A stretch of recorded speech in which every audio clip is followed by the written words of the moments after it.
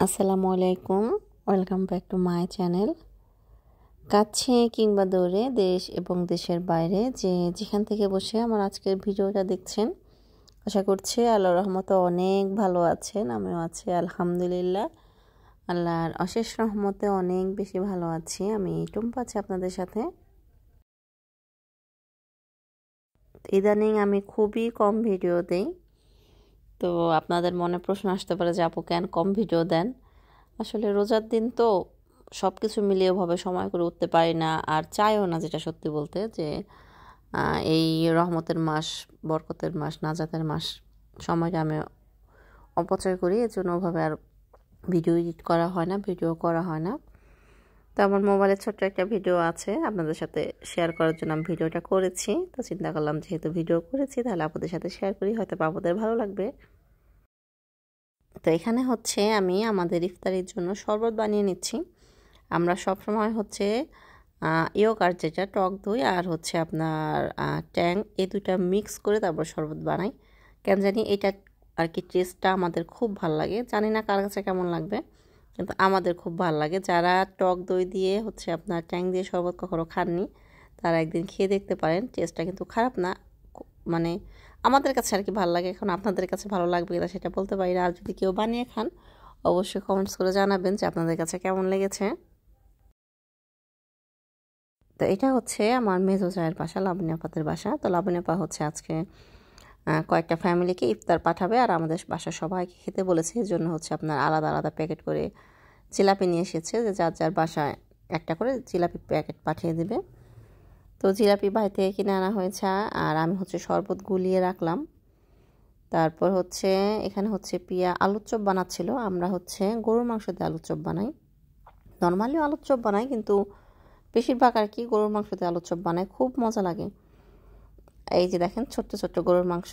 তো এই গরুর মাংসগুলো হচ্ছে একদম সাদা করে অ্যাট ফার্স্টে হচ্ছে আমরা কষিয়েছি।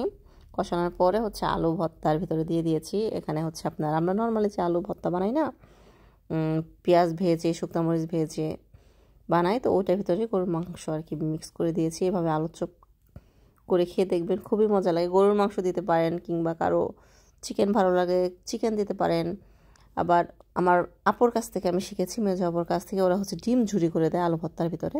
ওটাও অনেক টেস্ট লাগে। এক এক দিন এক এক রকম করে খেলে আসলে টেস্টের এটা চেঞ্জ হয়। এক টাইপের খাবার ডেলি ভালো লাগে না, একটু চেঞ্জ করে খেলে ভালো লাগে।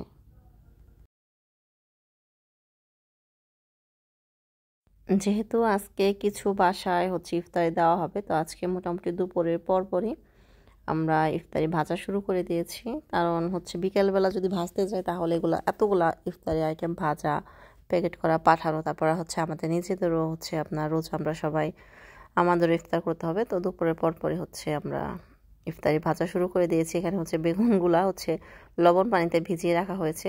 বেগুন কেটে আমরা আর কি লবণ পানিতে ভিজিয়ে রাখি, তাহলে বেগুনের ভিতরে খুব সুন্দর করে মশলাটা ঢোকে, লবণটা ঢুকে। লবণ ঢোকার পর হচ্ছে আমরা ভাজার আগ মুহূর্তে হচ্ছে একটু মরিচ গুঁড়া, একটু লবণ, আর কি যে যেটা পছন্দ করে ওটা দিয়ে মেখে তারপর ভেজে ফেলবো। তো এখানে হচ্ছে লাবণী আপার পিয়া ভাজার ওদিকে গেল, তো আমি আবার এদিকে একটু ফ্রি ছিলাম, তো চিন্তা করলাম যে আমি এখানে চানা চাট বানাবো। তো চানা চাট বানানোর জন্য আমি হচ্ছে একদম শসা, গাজর একদম ছোট ছোট কিউব করে কেটে নিয়েছি। তারপর হচ্ছে পুদিনা পাতা, ধনিয়া পাতা, এটা হচ্ছে যার যার টেস্ট অনুযায়ী। কেউ ইচ্ছে করলে আপনারা হচ্ছে ক্যাপসিকাম দিতে পারেন, কেউ পেঁয়াজ দিতে পারেন, কাঁচামরিচ দিতে পারেন। নর্মালি হচ্ছে পেঁয়াজ দেই, কিন্তু আজকে পেঁয়াজ দিলাম না, যেহেতু রোজার ইফতারি। তো সবাই মোটামুটি রোজা রাখবে, তারপর নামাজ পড়বে। ইফতারির পর কাঁচা পেঁয়াজটা খাওয়া ঠিক হবে কিনা, এই জন্য আমি কাঁচা পেঁয়াজটা আজকে অ্যাভয়েড করলাম। তারপর হচ্ছে আমি এখানে চটপটি মশলা দিয়ে দিলাম।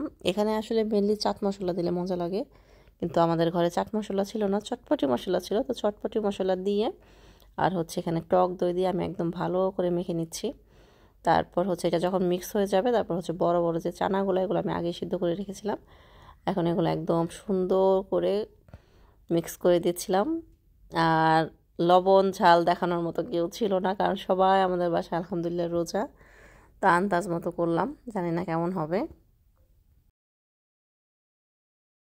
তো চানা চাট মাখার পর হচ্ছে আবার ভাজা পোড়াতে গিয়েছি।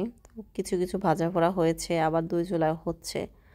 আসলে এগুলা করতে কিন্তু অনেক সময় লাগে, কারণ মুচমুচে করে না ভাজলে তো খেতে ভালো লাগবে না। আর আজকে হচ্ছে বাহির থেকে বিরিয়ানি নিয়ে এসেছে।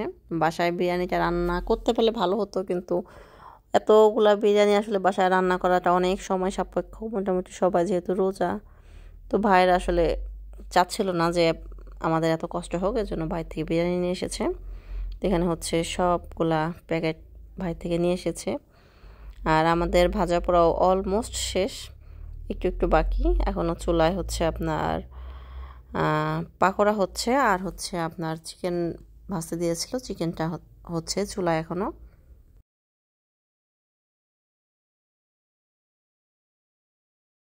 এটা হচ্ছে একটা পাকোড়া, লাউ পাতা দিয়ে বানানো। এই পাকোড়াটা না খেতে অনেক মজা, বানাতে অনেক সহজ, কিন্তু খেতে অনেক মজা। তো এই যে একদম লাস্ট হচ্ছে পাকোড়াটা ভেজেছি।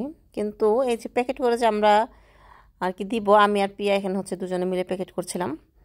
তো এখানে সবগুলা প্যাকেটে সাজাচ্ছিলাম আর বারবার গুনছিলাম যে কোনোটা যেন ভুল না হয়। আগে হচ্ছে যে যে বাসায় ইফতারি দেবে সেগুলা প্যাকেট করার পর হচ্ছে আমাদেরটাই রেডি করব। তো এখানে হচ্ছে আমি আর পিয়া দুজনে মিলে প্যাকেট করছিলাম।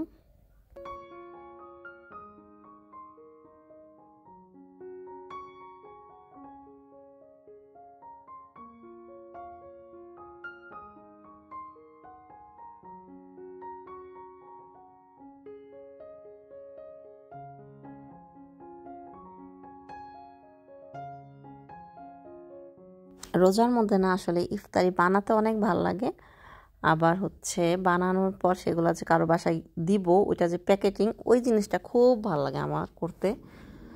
আর যেহেতু বাসার আমরাই ছোট, আমার যা হচ্ছে আর কি ভারী ভারী কাজগুলো করছিল, আর আমাদের দিয়েছিল হচ্ছে ইফতারি প্যাকেট করার জন্য। তো আমরা এখানে হচ্ছে প্যাকেট করছিলাম, আর হচ্ছে প্রত্যেকটা প্যাকেট করার সাথে সাথে হচ্ছে নাম লিখে ফেলছিলাম যাতে ভুল না হয়।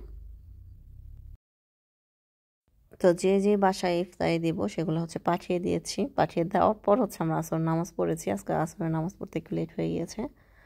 তো তারপর এখন হচ্ছে আমাদের বাসার জন্য ইফতারি আর কি সাজিয়ে নিচ্ছিলাম। এগুলো হচ্ছে আমাদের বাসায় আমরা বাড়ির সবাই উপরে নিচে যে যেখানে জায়গা পেয়েছি বসে পড়েছি ইফতারি করার জন্য। আসলে একসাথে বসে না ইফতারি করতে অনেক মজা লাগে। একটু কষ্ট তো হয়েছেই, এতগুলো মানুষের আয়োজন করা, তারপরে সব কিছু মিলিয়ে একটু কষ্ট হয়েছে, কিন্তু কষ্টের চেয়ে না আনন্দটা অনেক বেশি লেগেছে। তো ইফতারের আগে যখন এগুলো আমরা ভাবছিলাম, তখন মনে হচ্ছিল যেন সব খেয়ে ফেলবো, সব খেয়ে ফেলবো, কিন্তু রোজা ভাঙার পর আর ওইভাবে খাওয়ার মতো এনার্জি ছিল না আর কি। দেখতে দেখতে সব কিছু গুছগাছ করতে করতে না খাওয়ার এনার্জি চলে গিয়েছিল। তো এখন হচ্ছে আমরা একটু আর কি বিরিয়ানিটা খেয়ে নেবো, যেটা বাইরে থেকে আনা হয়েছে। তো ভাজা পোড়া বেশ কিছু খেয়েছি, তো চিন্তা করলাম একটু বিরিয়ানি খাই। তো আমার আজকের ভিডিওটা আমি এখানে শেষ করে দিচ্ছি। তো আজকের মতো আল্লাহ হাফিজ, আসসালামু আলাইকুম রহমতুল্লাহ।